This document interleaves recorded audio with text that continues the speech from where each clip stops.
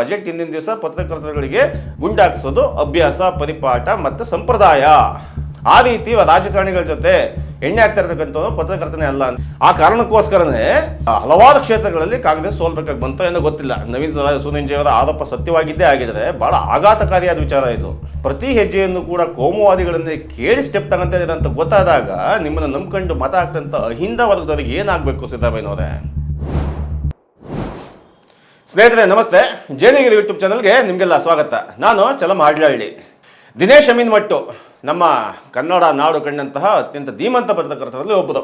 ದಿನೇಶ್ ಅಮೀನ್ಮಟ್ಟು ಏನಾದ್ರು ಬರೆದ್ರು ಅಥವಾ ಏನಾದ್ರು ಮಾತಾಡಿದ್ರು ಅಂತಂದರೆ ಅದು ವಾರಾನುಗಟ್ಟಲೆ ಸುದ್ದಿಲಿರುತ್ತೆ. ಅಂತಹ ದಿನೇಶ್ ಅಮೀನ್ಮಟ್ಟು ಅವರೀಗ ಮತ್ತೆ ಸುದ್ದಿಲಿದ್ದಾರೆ. ಯಾಕೆ? ದಿನೇಶ್ ಅಮೀನ್ಮಟ್ಟು ಅವರು ಒಂದು ಪೋಸ್ಟ್ ಹಾಕಿದ್ದಾರೆ. ಏನಂತ ಪೋಸ್ಟ್ ಹಾಕಿದ್ದಾರೆ?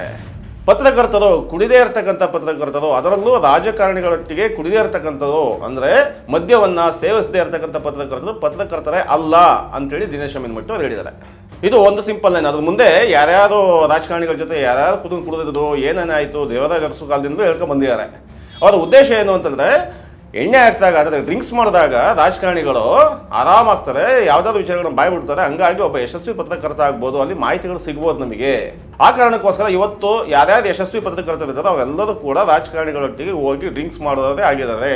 ಹಂಗೆ ಮಾಡಿದ್ರೆ ಮಾತ್ರ ಅವರು ರಾಜಕೀಯವರು ಪತ್ರಕರ್ತರಾಗ್ತಾರೆ, ಇಲ್ಲ ಅಂತಂದ್ರೆ ಅವರು ಪತ್ರಕರ್ತರೇ ಅಲ್ಲ ಅಂತೇಳಿ ದಿನೇಶ್ ಅಮೀನ್ಮಟ್ಟು ಅವರು ಹೇಳಿದ್ದಾರೆ. ದಿನೇಶ್ ಅಮೀನ್ಮಟ್ಟು ಅವರು ಏನು ಹೇಳ್ತಿದ್ದಾರೆ, ಯಾಕೆ ಹೇಳ್ತಾರೆ ಅಂತ ಒಂದು ಅರ್ಥ ಆಗ್ತಾ ಇಲ್ಲ. ಒಂದು ಮಾಹಿತಿಯನ್ನು ಆಚೆ ಕಡೆ ತೆಗಿಬೇಕು ಅನ್ನಂಗಿದ್ರೆ ಒಬ್ಬ ಪತ್ರಕರ್ತನ ಕೆಲಸ ಏನು ಅಂತಂದರೆ, ಯಾವುದೊಂದು ವಿಷಯವನ್ನು ಪ್ರೆಸೆಂಟ್ ಮಾಡುವಾಗ, ಬರೆಯುವಾಗ ಅಥವಾ ಒಂದು ನಿರೂಪಣೆ ಮಾಡುವಾಗ ಅವನಿಗೆ ಮಾಹಿತಿ ಬೇಕಾಗುತ್ತೆ. ಮಾಹಿತಿಯ ಮೂಲ ಎಲ್ಲಿರುತ್ತೆ ಅನ್ನೋದು ಭಾಳ ಮುಖ್ಯವಾದ ವಿಷಯ ಅಂತಕ್ಕಂಥದ್ದು ಎಲ್ಲರಿಗೂ ಗೊತ್ತಿರೋಂಥ ವಿಚಾರ. ಮಾಹಿತಿ ಎಲ್ಲಿಂದ ಸಿಗುತ್ತೆ? ಅಧಿಕೃತವಾಗಂತೂ ಮಾಹಿತಿಗಳು ಕೊಡಲ್ಲ. ಈ ಕಳ್ಳರು, ಕಾಕರುಗಳು, ರಾಜಕಾರಣಿಗಳು, ಗುತ್ತಿಗೆದಾರರು ಇವರೆಲ್ಲ ಅಧಿಕೃತವಾಗಿ ಮಾಹಿತಿಗಳು ಕೊಡಲ್ಲ. ಇವರು ಹೇಳೋದಂಗೆ ಬೇರೆ ಯಾವುದೋ ಒಂದು ಸ್ಪೇಸಲ್ಲಿ ಬೇರೆ ಎಲ್ಲೋ ಮೀಟಿಂಗ್ ಮಾಡ್ತಾ ಇವರ ಮಾಹಿತಿ ತೆಗಿಬೇಕಾಗುತ್ತೆ. ಅದು ಇವ್ರು ಹೇಳೋದಂಗೆ ಟೀ ಕುಡಿತಾ ಮಾಹಿತಿ ತೆಗಿತಾರೋ, ಕಾಫಿ ಕುಡಿತಾ ಮಾಹಿತಿ ತೆಗಿತಾರೋ, ಡ್ರಿಂಕ್ಸ್ ಕುಡಿತಾ ಮಾಹಿತಿ ತೆಗಿತಾರೋ, ಅಥವಾ ಇನ್ನೂ ಮುಂದುವರೆದ ಭಾಗದಲ್ಲಿ ಇನ್ನೂ ಸುಮಾರು ಭಾಳ ಕೆಟ್ಟದಾಗಿ ಅಂತ ಹೆಣ್ಣು ಮಕ್ಕಳು ಕಳಿಸ್ಬಿಟ್ಟು ಮಾಹಿತಿ ತೆಗಿತಕ್ಕಂಥ ಒಂದು ಪದ್ಧತಿ ಜಾರಿಯಲ್ಲಿದೆ. ಅದನ್ನು ಹನಿ ಟ್ರ್ಯಾಪ್ ಅಂತಾರೆ, ಇನ್ನೊಂದು ಟ್ರ್ಯಾಪ್ ಅಂತಾರೆ. ಸುಮಾರು ಜನ ರಾಜಕಾರಣಿಗಳು ನೋಡಿರ್ಬೋದು. ಮಾಹಿತಿ ತೆಗಿತಕ್ಕೆ ಹಲವಾರು ಮಾರ್ಗಗಳಿದ್ದಾವೆ.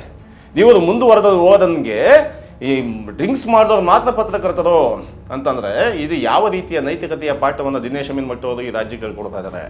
ಹಾಗಾದರೆ ಲಂಕೇಶ್ ಅಂತವರು ಎಷ್ಟು ಜನ ರಾಜಕಾರಣಿಗಳ ಜೊತೆ ಎಣ್ಣೆ ಹಾಕಿರೋದು, ಎಷ್ಟು ಜನ ರಾಜಕಾರಣಿಗಳ ಜೊತೆ ಡ್ರಿಂಕ್ಸ್ ಮಾಡಿದ್ರು, ಎಷ್ಟು ಜನ ಧೀಮಂತ ಪತ್ರಕರ್ತರಿದ್ದಾರೆ ಈ ನಾಡಲ್ಲಿ, ಎಷ್ಟೊಂದು ಯಶಸ್ವಿ ಪತ್ರಕರ್ತರಿದ್ದಾರೆ. ಈ ನಾಡನ್ನು ಕಟ್ಟಿದಂತಹ ಪತ್ರಕರ್ತರೆಲ್ಲ ರಾಜಕಾರಣಿಗಳ ಜೊತೆ ಡ್ರಿಂಕ್ಸ್ ಮಾಡ್ಕೊಂಡು ಪತ್ರಿಕೋದ್ಯಮ ಮಾಡೋದಂತವರ ಏನು ಹೇಳ್ತಿದ್ದಾರೆ ಇವರು? ಈ ವಿಚಾರ ಈಗೇಕೆ ಮುನ್ನೆಲೆಗೆ ಬಂತು ಅಂತಂದರೆ, ಸಿದ್ದರಾಮಯ್ಯವ್ರ ಜೊತೆ ಕೆಲವು ಪತ್ರಕರ್ತರುಗಳು ಡ್ರಿಂಕ್ಸ್ ಮಾಡ್ತಾ ಇರ್ತಕ್ಕಂಥ ಫೋಟೋ ವೈರಲ್ ಆಗಿದೆ. ಯಾಕೆ ವೈರಲ್ ಆಯಿತು, ಹೆಂಗೆ ವೈರಲ್ ಆಯಿತು ಅದು ಗೊತ್ತಿಲ್ಲ. ಆದರೆ ಒಂದು ವಿಷಯ ಅಂತ ಸ್ಪಷ್ಟ, ಸಿದ್ದರಾಮಯ್ಯವ್ರ ಜೊತೆ ಪತ್ರಕರ್ತರು ಕೂತ್ಕೊಂಡು ಗುಂಡು ಪಾರ್ಟಿ ನಡೆಸಿದರು. ಸಿದ್ದರಾಮಯ್ಯವ್ರಂಥ ಸಿದ್ಧಾಂತ ಮಾತಾಡ್ತಕ್ಕಂಥ ವ್ಯಕ್ತಿ, ಮೌಲ್ಯಗಳನ್ನು ಮಾತಾಡ್ತಕ್ಕಂಥ ವ್ಯಕ್ತಿ ಪತ್ರಕರ್ತರುಗಳಿಗೆ ಎಣ್ಣೆ ಹಾಕಿಸ್ಬಿಟ್ಟು ನಾಳೆ ದಿವಸ ಬಜೆಟ್ ಇದೆ, ನಮ್ಮ ಬಗ್ಗೆ ಅಯ್ಯೋ ಪಾಪ ಚೆನ್ನಾಗಿದೆ ಅಂತ ಬರೆದ್ಬಿಡಿ ಅಂತ ಏನು ಬೆಗ್ ಮಾಡಿದ್ರ? ಏನಕ್ಕೆ ಅಂತ ಪಾರ್ಟಿ ಅರೇಂಜ್ ಮಾಡೋದಾಗಿತ್ತು? ಸೊ ಅದೇ ವಿಚಾರಕ್ಕೆ ಸಂಬಂಧಪಟ್ಟಂತೆ ಮುಂದುವರೆದು ದಿನೇಶ್ ಅಮೀನ್ಮಟ್ಟು ಹೇಳ್ತಾರೆ, ಇದು ಸಿದ್ದರಾಮಯ್ಯವ್ರು ಹಾಕೊಟ್ಟಿದ್ದಂತಲ್ಲ, ಇದು ಹಿಂದೆ ದೇವರಾಜ ಅರಸು ಇದ್ರಲ್ಲ ಆ ಕಾಲದಿಂದಲೂ ಕೂಡ ಬಜೆಟ್ ಹಿಂದಿನ ದಿವಸ ಪತ್ರಕರ್ತರುಗಳಿಗೆ ಗುಂಡಾಕ್ಸೋದು ಅಭ್ಯಾಸ, ಪರಿಪಾಠ ಮತ್ತು ಸಂಪ್ರದಾಯ.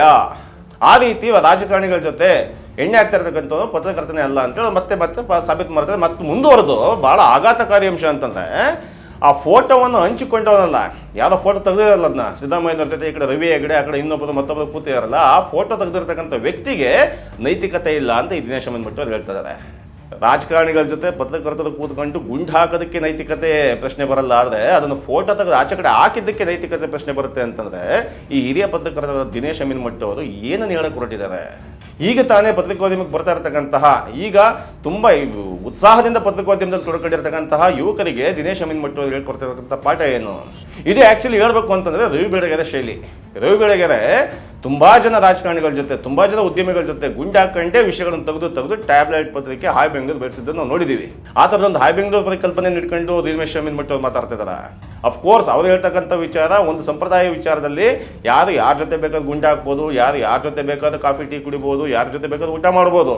ಆದರೆ ಒಂದು ಪವರ್ ಹೌಸ್ ಸಿಕ್ಕಾಪಟ್ಟೆ ಪವರ್ ಇರತಕ್ಕಂಥ ವಿಧಾನಸೌಧದಲ್ಲಿ ಕೂತು ಕೆಲಸ ಮಾಡೋಂಥ ವ್ಯಕ್ತಿ ಯಾರ ಜೊತೆ ಗುಂಡಾಗ್ತಾರೆ ಅಲ್ಲ, ಯಾರ ಜೊತೆ ನೀರು ಕುಡಿತಾರೆ ಅನ್ನೋದು ಕೂಡ ಭಾಳ ಮುಖ್ಯ ಆಗುತ್ತೆ.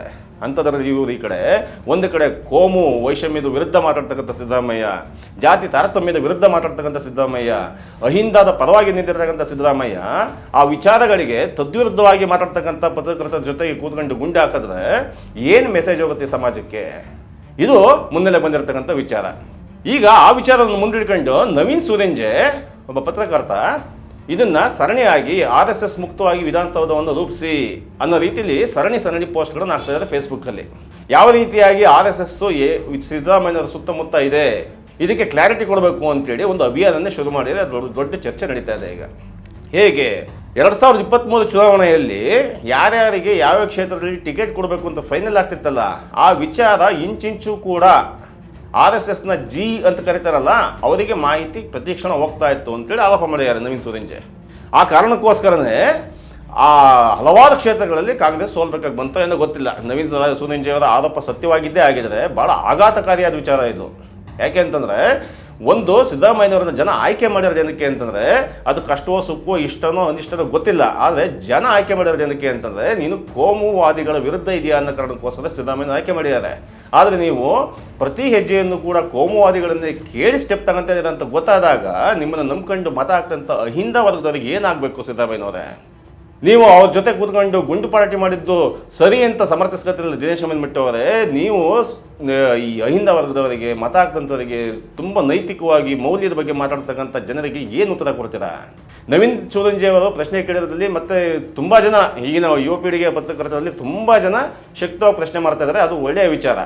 ಈ ವಿಚಾರಕ್ಕೆ ಸಂಬಂಧಪಟ್ಟಂತೆ ಮುನೀರ್ ಕಾಟಿಪಾಳ್ಯ ಆಗಿರ್ಬೋದು, ನವೀನ್ ಸೂರಿಂಜೆ ಆಗಿರ್ಬೋದು, ಇನ್ನು ಹಲವಾರು ಪತ್ರಕರ್ತರ ಮಿತ್ರರು ಇದ್ದಾರಲ್ಲ, ಅವ್ರು ಎತ್ತಿರ್ತಕ್ಕಂಥ ಪ್ರಶ್ನೆ ತುಂಬ ಘನವಾದ್ದು, ತುಂಬ ಗಂಭೀರವಾದ್ದು ಮತ್ತು ವಿವೇಚನವಾದ್ದು. ಹಾಗಾಗಿ ಈ ವಿಚಾರಗಳನ್ನು ಚರ್ಚೆಗಳನ್ನು ಮುಂದುವರಿಸಲಿ. ಈ ವಿಚಾರಗಳಿಗೆ ದಿನೇಶ್ ಅಮೀನ್ಮಠ್ ಅವರು ಸರಿಯಾದ ಸ್ಟ್ಯಾಂಡ್ ತಗೋಬೇಕಾಗುತ್ತೆ. ಯಾಕೆ ಅಂತಂದರೆ ದಿನೇಶ್ ಅಮೀನ್ಮಠ್ ಅವರು ಪ್ರಭಾವ ಬಹಳ ಈ ಸಿದ್ದರಾಮಯ್ಯನ 1.0 ಸರ್ಕಾರದಲ್ಲಿ ಅವರೇ ಮಾಧ್ಯಮ ಸಲಹೆಗಾರರಾಗಿದ್ದು. ದಿನೇಶ್ ಅಮೀನ್ಮಠ್ ಅವರು ಮಾಧ್ಯಮ ಸಲಹೆಗಾರರಾಗಿದ್ದು ಇವಾಗ ಒಂದು ಈ ರೀತಿ ಸ್ಪಷ್ಟನೆ ಕೊಡ್ತಾರೆ ಅಂತಂದರೆ ಮೊದಲ 5 ವರ್ಷದಲ್ಲಿ ಯಾವ್ಯಾವ ರೀತಿ ಅವಘಡಗಳು ನಡೆದಿರಬಾರ್ದು ಅಂತ ಜನಗಳಿಗೆ ಅನುಮಾನ ಬರುತ್ತೆ. ಸೊ ಹಾಗಾಗಿ ಯಾವುದೇ ಕಾರಣಕ್ಕೂ ಕೂಡ ಗುಂಡು ಹಾಕದೆಯೂ ಕೂಡ, ಅಂದರೆ ಜನಗಳ ಮಾತಲ್ಲಿ ಹೇಳಬೇಕು ಅಂತಂದರೆ ಎಣ್ಣೆ ಹೊಡೆದೇ ಕೂಡ ಪತ್ರಕರ್ತ ಆಗಬಹುದು, ಯಾವುದೇ ಹೆಣ್ಣು ಮಕ್ಕಳನ್ನು ಬಳಸ್ಕೊಳ್ಳೋದನ್ನು ಕೂಡ ಪತ್ರಕರ್ತ ಆಗಬಹುದು, ಯಾವುದೇ ಆಮಿಷಗಳನ್ನು ಒಡ್ಡನೇ ಕೂಡ ಮಾಹಿತಿಗಳನ್ನು ತೆಗಿಬಹುದು, ಆ ಕಲೆಗಾರಿಕೆ ಪತ್ರಕರ್ತರಲ್ಲಿದೆ ಅನ್ನುವ ವಿಚಾರಗಳನ್ನು ಮುನ್ನೆಲೆಗೆ ತರ್ತಾ ಈ ಪತ್ರಿಕೋದ್ಯಮ ಉಳಿಲಿ ಅಂತ ಆಶಿಸ್ತಾ ಈ ವಿಡಿಯೋ ಮುಗಿಸ್ತೀವಿ. ಧನ್ಯವಾದಗಳು.